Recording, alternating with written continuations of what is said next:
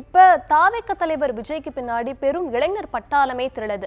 அந்த கூட்டத்தை ஒரு ரசிகர் கூட்டமா பாக்குறீங்களா இல்ல ஒரு தொண்டர் கூட்டமா பாக்குறீங்களா?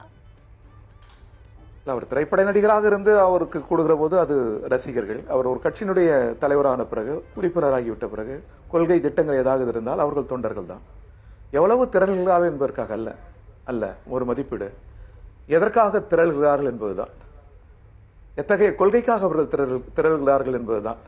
நாடு எதிர்பார்ப்பது கொள்கை மாற்றத்தை, இந்தியா எதிர்பார்ப்பதும் கூட கொள்கை மாற்றத்தை, வெறும் கட்சி தலைவர்கள் மாற்றத்தை அல்ல, கொள்கை மாற்றம். நாடு இதுகாரம் கடைபிடிக்கிற இந்த முதலாளித்துவ கொள்கையிலிருந்து எல்லோரும் வாழ்கிற ஒரு வாழ்வியல், சமதர்ம வாழ்வியல், அந்த கொள்கையை தேசம் நீண்ட காலமாக எதிர்பார்க்கிறது. அதற்குரிய அம்சங்கள் அல்ல, கருத்தியல் அத்தனையும் கொண்டிருக்கிற இடதுசாரிகள் முன்னேற வேண்டும். அதற்கு தடைகள் இருக்கிறது.